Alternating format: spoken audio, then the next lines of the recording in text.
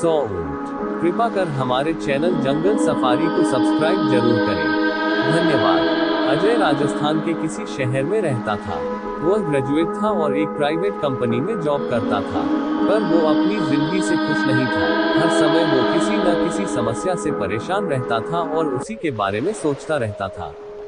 एक बार अजय के शहर से कुछ दूरी पर एक फकीर बाबा का काफिला रुका हुआ था। शहर में चारों ओर उन्हीं की चर्चा थी। बहुत से लोग अपनी समस्याएं लेकर उनके पास पहुंचने लगे। अजय को भी इस बारे में पता चला और उसने भी फकीर बाबा के दर्शन करने का निश्चय किया। छुट्टी के दिन सुबह ही अजय उनके काफिले तक पहुंचा। वहां सैकड़ों लोगों की भीड़ जुटी हुई थी। बहुत इंतजार के बाद अजय का नंबर आया। वह बाबा से बोला, बाबा, मैं अपने जीवन से बहुत दुखी हूँ। हर समय समस्याएं मुझे घेरी रहती हैं। कभी ऑफिस की टेंशन रहती है, तो कभी घर पर अनबन हो जाती है, और कभी अपने सेहत को लेकर परेशान रहता हूँ। बाबा, कोई ऐसा उपाय बताइए कि मेरे जीवन से सभी समस्याएं खत्म हो जाएं और मैं चैन से जी सकूं। बाबा मुस्कुराए और बोले, पुत्र, आज बहुत देर हो गई है। मैं तुम्हारे प्रश्न का उत्तर कल सुबह दूंगा, लेकिन क्या तुम मेरा एक छोटा सा काम करोगे? जरूर करूंगा, अजय उत्साह के साथ बोला। देखो बेटा, हमारे काफिले में 100 ऊंट हैं और इनकी देखभाल करने वाला आज बीमार पड़ गया है। मैं चाहता हूँ कि आज रात तुम इनका ख्याल रखो, और जब 100 के 100 ऊंट बैठ जाएं तो तुम भी सो जाना। ऐसा कहते हुए बाबा अपने तंबू में चले गए। अगली सुबह बाबा अजय से मिले और पूछा, कहो बेटा, नींद अच्छी आई? कहा, बाबा, मैं तो एक पल भी नहीं सो पाया। मैंने बहुत कोशिश की, पर मैं सभी ऊँटों को नहीं बैठा पाया। कोई ना कोई ऊँट खड़ा हो ही जाता। अजय दुखी होते हुए बोला, मैं जानता था यही होगा। आज तक कभी ऐसा नहीं हुआ है कि ये सारे ऊँट एक साथ बैठ जाएं। बाबा बोले। अजय नाराजगी के स्वर में बोला, तो फिर आपने मुझे ऐसा करने को क्यों कहा?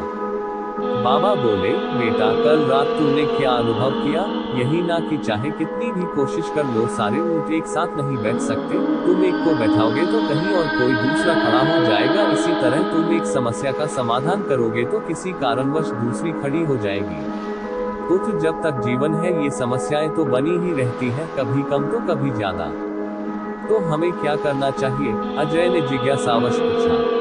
इन समस्याओं के बावजूद जीवन का आनंद लेना सीखो। कल रात क्या हुआ? कई ऊंट रात होते होते खुद ही बैठ गए। कई तुमने अपने प्रयास से बैठा दिए, पर बहुत से ऊंट तुम्हारे प्रयास के बाद भी नहीं बैठे, और जब बाद में तुमने देखा तो पाया कि तुम्हारे जाने के बाद उनमें से कुछ खुद ही बैठ गए। कुछ समझे?